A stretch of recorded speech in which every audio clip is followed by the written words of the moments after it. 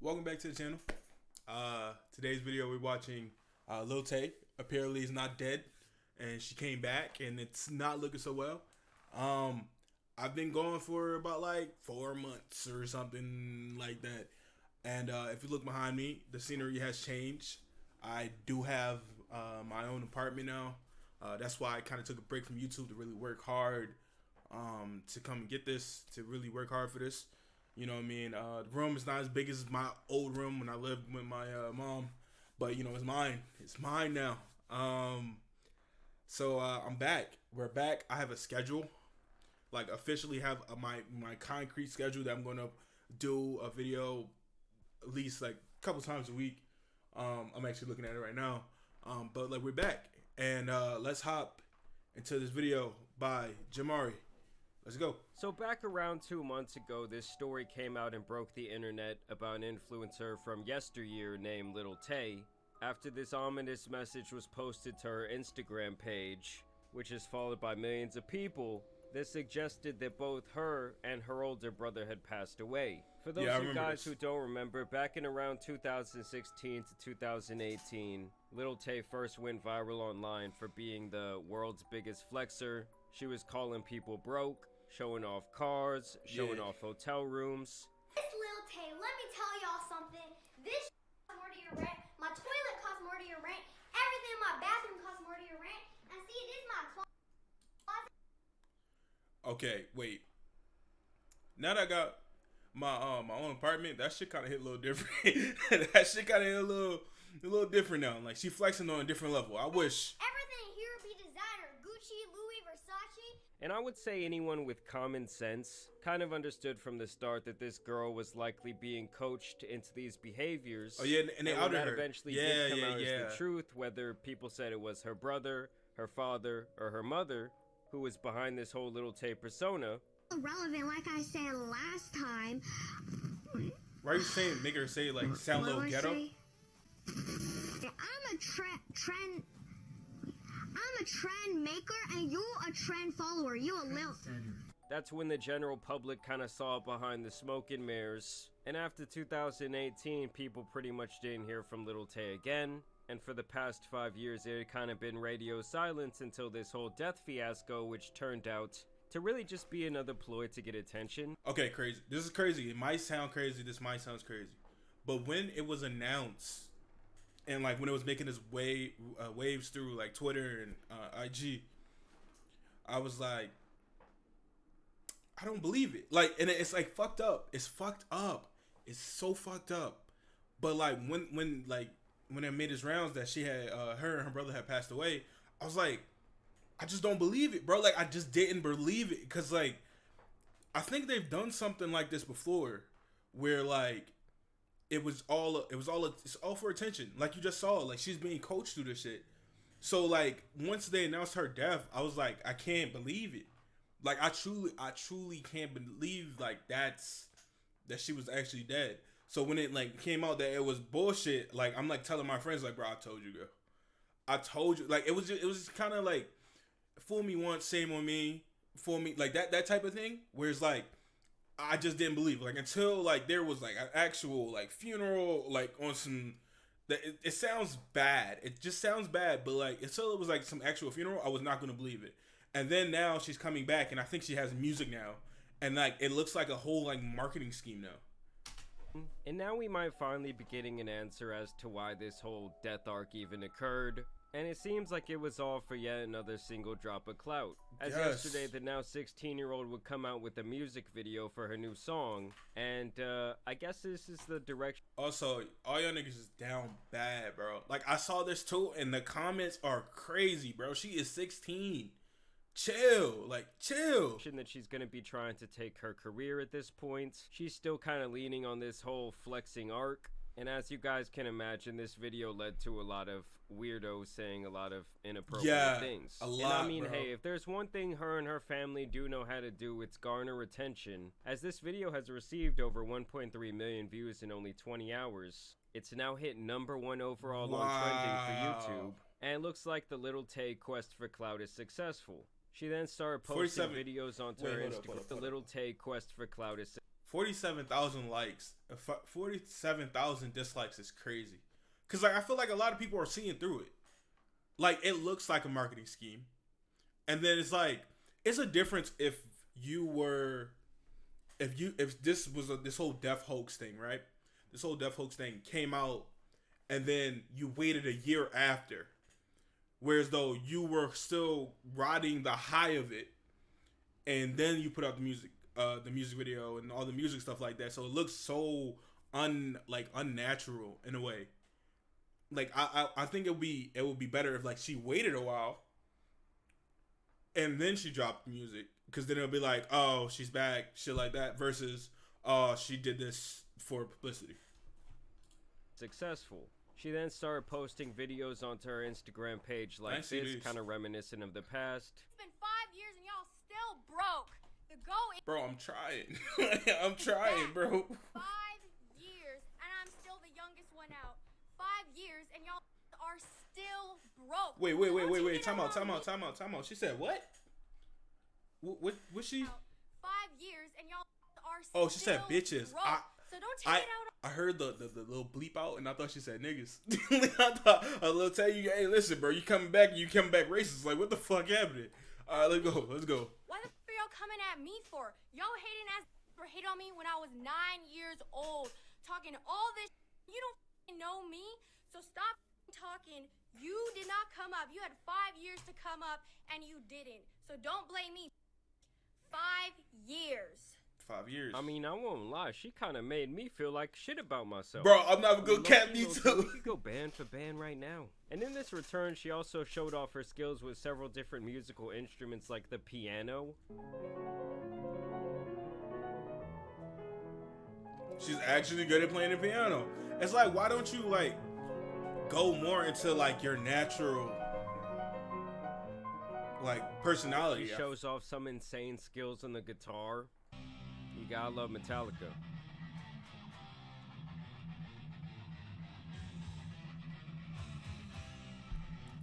I won't lie, I don't hate the comeback when it's like this. It's like if she tapped into this in a very like a way more like I'm back, I've changed, I'm older. So that was type all pretty thing. bad. That's what I don't think it'll be as But bad. you guys know that when it comes to Little Tay, there always has to be a little suspicion creeping into the background. And she went on Instagram Live yesterday to the tune of around 75,000 people to essentially call her own father out for being an absolute scumbag, along with the help of his girlfriend, who she says was his secretary at one time. 5 years ago, I became famous. He started a court case to silence me so I could not speak on what was happening and so he could take control over my money. His name is Chris Hope. This is him. This is Chris Hope. All right, let's just get into it. Buckle up, because I cannot even tell you the full story. I have to give you a summary of it. And can we just acknowledge politician-looking ass dad? For and real. she's about to levy some pretty serious accusations against her own father. He was bringing random ass women around all the time and literally hooking up with them in front of me. I was a child.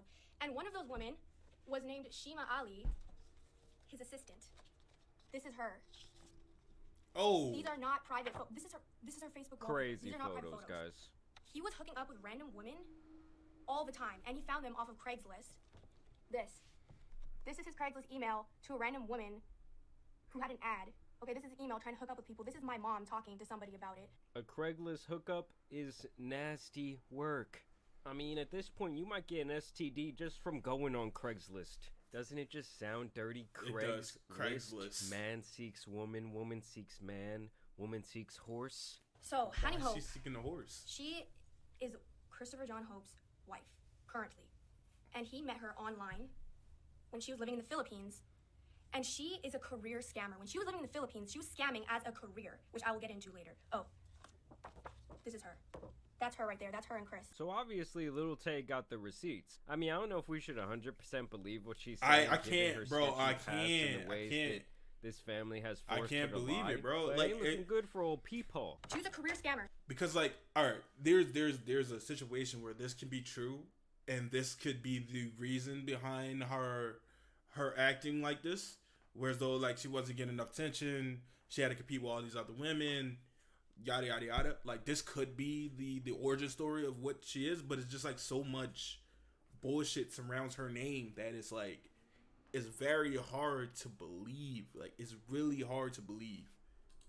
So she met Chris Hope online, like usual, because all he wants to do is hook up with women online. But they started having a bond, and he wanted to fly her to Canada, which is exactly what happened.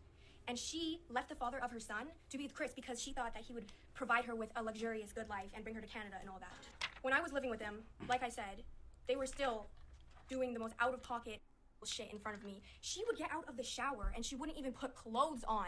And they were always playing these inappropriate movies in front of me, openly in front of me. So that was the norms. Those were the norms in this household. She would always take out her anger onto me. And like I said, if her son acted out of line, she would use me as a scapegoat and take it out on me. And in fact, physical me was so common in this household that her son caught onto it, and he was doing it to me too. And they would just egg him on. They were feeding me the most disgusting ass food. What is this? This is what they were packing me for lunch. My mom had discovered that they were packing me this bullshit for lunch. Rotten, frozen, parasitic, moldy.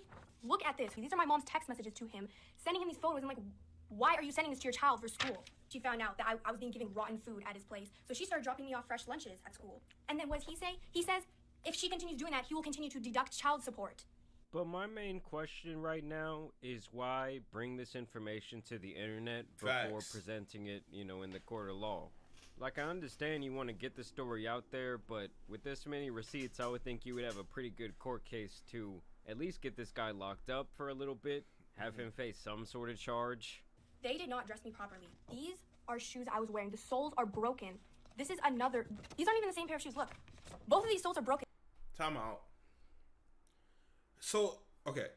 If she was flexing, like, hard as hell like that, okay, maybe it is true. But it just seems like if you flexing like that, like you was, that you ain't wearing some fucking, what it looks like, some light up fucking Skechers. Like, it just, so many things just don't add up to me.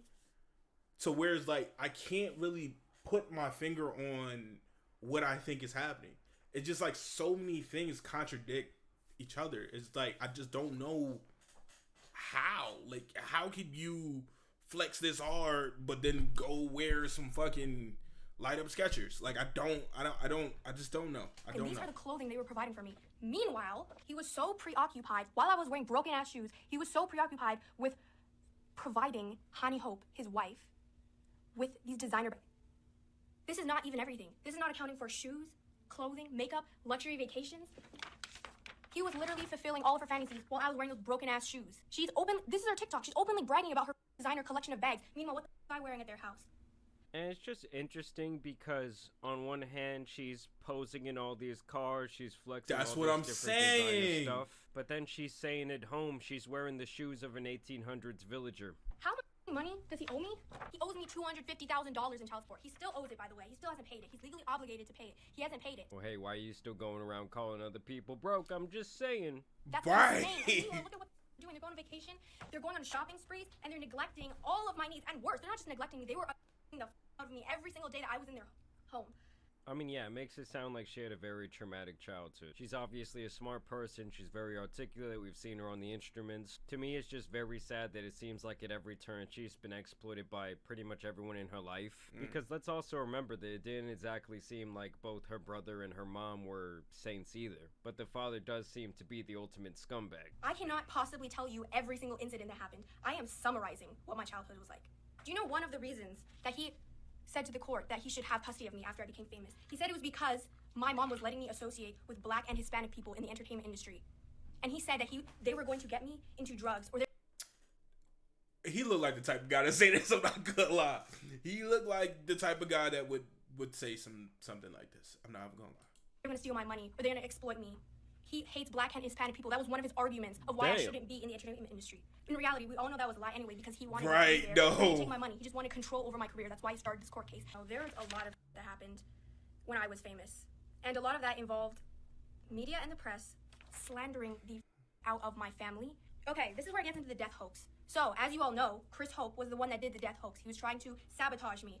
Meanwhile, he was working with this other con artist that was claimed to be my manager, and they had a crypto coin together. Their plan was to fake my death and then promote the crypto coin, which, by the way, the manager admitted to. He said he'd been working on the crypto coin for months. These people are frauds. This proves how much the press did not give a about facts. They cared about slandering my name. They did not do any fact checking. As long as you claim to be my manager, they would just take your word for it. As long as anyone claimed that my mom got fired from her job just for controversy purposes, they would just report on it, even though it's not true. I mean, I don't know if I'm exactly buying that, guys, because the timing of the whole thing just seems a little bit too. Bro, this is what I've been saying, bro. Like, I just don't know how to, like, she could be telling the truth. It's just that it's been so much bullshit that it's like, it's hard for me to, like, be like, oh yeah, it's so sad, her life. And then it's like, you go back to doing this shit, and then it's like, okay, so what about that shit? And it's just like, I don't know what the fuck is going on.